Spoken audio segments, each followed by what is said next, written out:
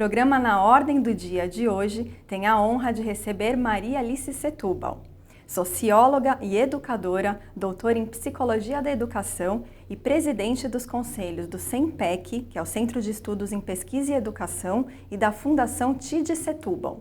Em pauta, a valorização do professor em meio às mudanças pelas quais o Brasil vem passando. Olá, Maria Alice, tudo bem? Tudo. Maria Alice, o Congresso discute a PEC 241, que institui um teto para os gastos públicos como a educação. Eu gostaria de saber qual é a sua opinião sobre esse processo e como que ele vai impactar no Plano Nacional da Educação. Bom, eu tenho me pronunciado muito preocupada com a questão da desvinculação dos gastos nas áreas de educação e saúde, né? Eu acho que a PEC acaba desvinculando os direitos, né? Eu acho que nós temos foi uma vitória muito grande da Constituição de 88, dos direitos da saúde e da educação, e eu vejo isso com preocupação. Eu acho que nós temos que ter cautela, manter o diálogo e entender como será feita esse debate dentro do Congresso. Quer dizer, a minha posição é contrária à desvinculação. Uma vez que ela está dada, eu acho que agora o próximo passo é acompanhar esse orçamento, buscar lutar por transparência e a discussão desse projeto na Câmara quando ficar definido quais são os gastos, para onde vai, para onde não vai esses gastos, e continuar lutando para que volte essa vinculação dos recursos para a educação e para a saúde. E com certeza a educação é uma preocupação muito grande, mas na contramão, o governo de São Paulo anunciou que foi o primeiro estado a conquistar o topo dos rankings nos 3 ciclos da educação avaliados pelo IDEB. E ao mesmo tempo, o professor, principalmente estadual, está sem reajuste salarial há quase 3 anos. Então eu gostaria de saber, existe qualidade na educação mesmo sem o professor ser valorizado? Bom, eu costumo falar que a qualidade da educação ela está diretamente relacionada com a qualidade do professor, né? E nós no CENPEC temos sim o tempo todo a gente busca discutir, valorizar e apoiar os professores e a importância da valorização do professor, que passa por salário, passa por plano de carreira, mas passa também por formação, tanto a formação inicial como uma formação continuada. Eu acho que é fundamental o professor estar sempre buscando novas formas de formação, e aí a principal é as secretarias oferecer esses diferentes oportunidades e possibilidades de uma formação em serviço, né? Uma formação continuada desses professores.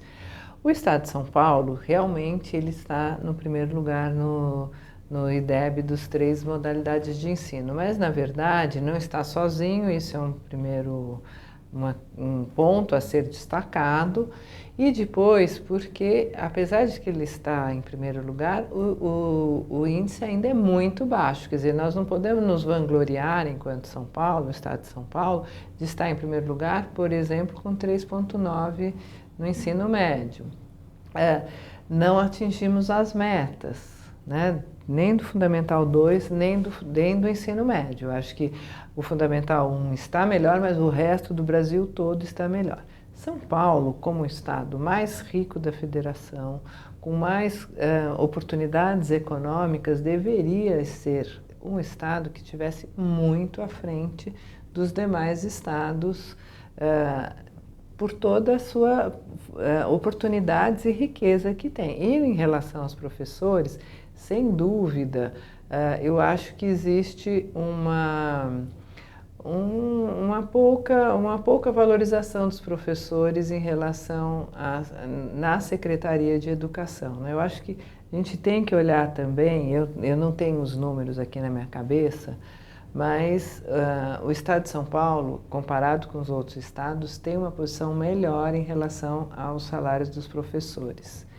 Mas, de novo, isso tem que ser discutido dentro de um contexto maior, dentro de um contexto do que significa a valorização de professores, tá certo? Eu acho que o salário é fundamental, mas ele não é o único componente a ser discutido em relação a essa valorização.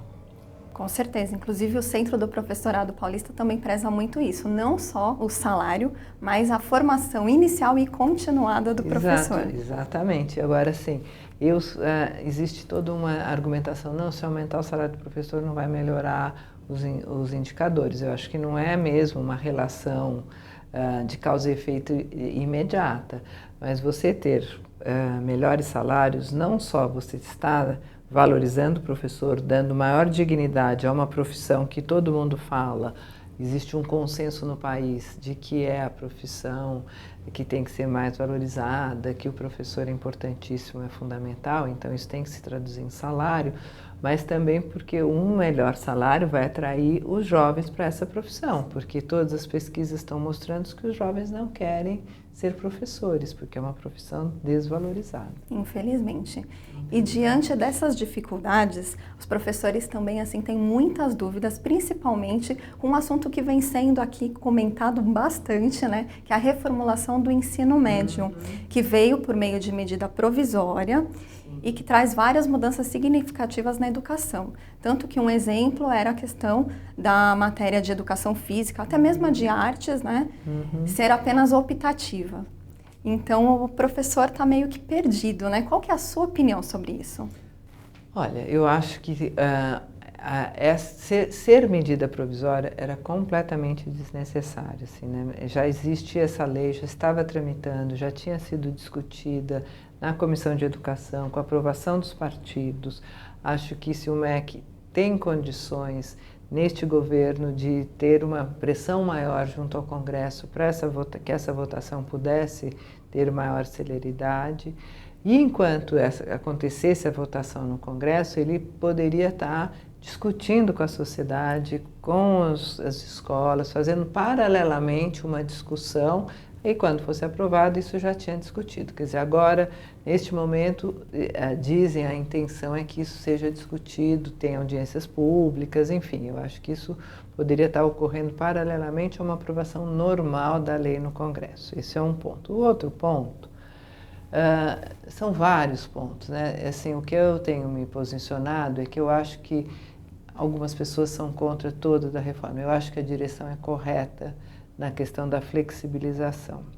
Agora, entre a questão da flexibilização e a reforma como um todo e a sua implementação, existe um abismo. Então, assim, até hoje eu não vi, pelo menos, nenhuma declaração, nem do ministro, nem das secretarias e tudo, como essa reforma será implementada. Quais são as condições? E é essa a minha grande preocupação. Por quê?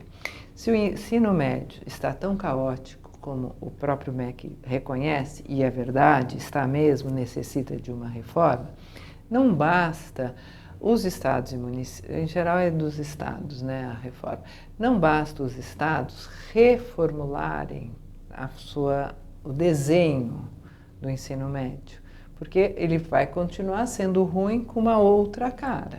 Então, o que é fundamental é a gente analisar quais são as condições que cada estado terá para implementar essa reforma. E essa reforma, todo mundo está falando da flexibilização, super importante. Aí tem um mundo a ser descoberto de como isso vai acontecer. Várias questões complexas. Mas num outro ponto, assim, a minha preocupação também é metade comum, porque aí você vai garantir, tem que garantir, que seja um ensino de qualidade para todos esses jovens. E isso não está dado, porque a reforma não vem junto com o recurso está indo para outro projeto, que é um projeto de educação integral. À parte, questionável por que o recurso vai para a educação integral e não vai para a implementação dessa reforma, né? Então, eu acho que a reforma tem uma direção geral macro que eu concordo, mas eu acho que como será implementada é fundamental.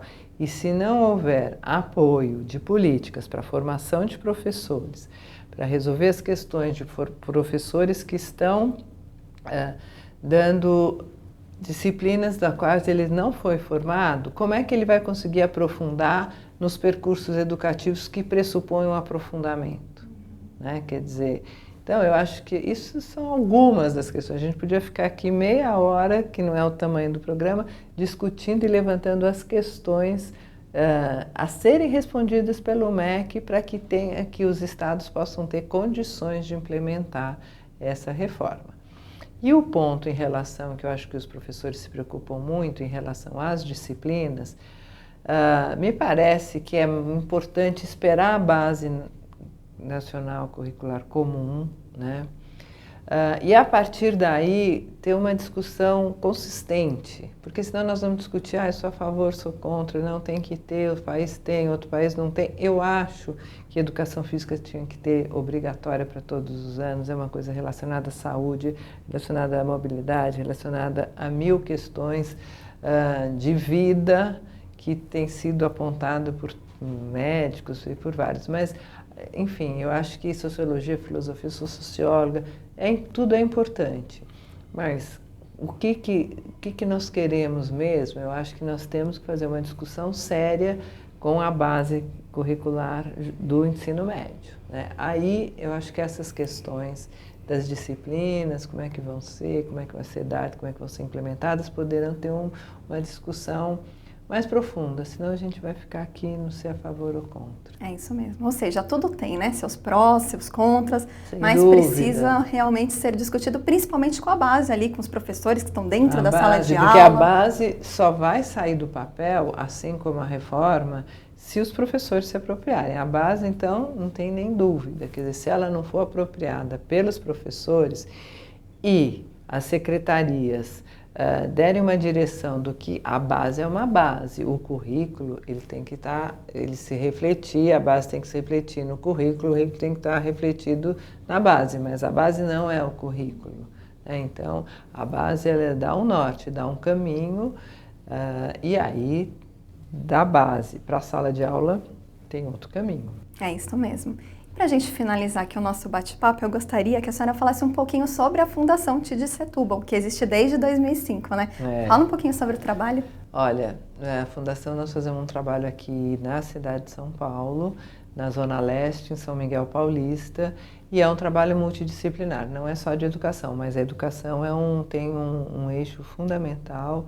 A gente busca muito trabalhar com o território, envolvendo a comunidade e junto às políticas públicas. Então, agora, nesses últimos 3, 4 anos, nós trabalhamos muito junto à diretoria regional de São Miguel, com formação de professores, né, um olhar mais interdisciplinar das questões de convivência, de juventude, desses temas que os jovens estão muito ligados, drogas, sexualidade, identidade, educomunicação.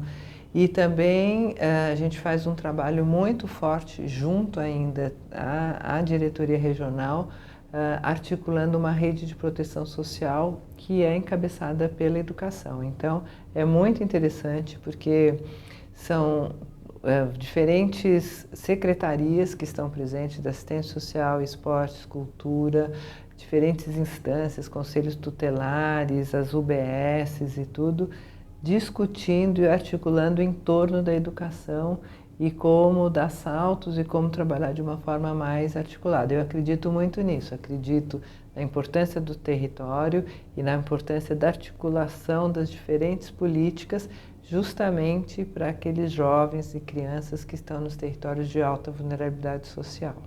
Muito obrigada pelos seus esclarecimentos. Obrigada por poder ter essa oportunidade de estar conversando aí com vocês, com o Centro de Professorado e estar ajudando a dirimir algumas dúvidas. Com certeza. E o programa Na Ordem do Dia fica por aqui. Essas informações foram relevantes para você? Então curta este vídeo e inscreva-se no nosso canal. Até o próximo programa.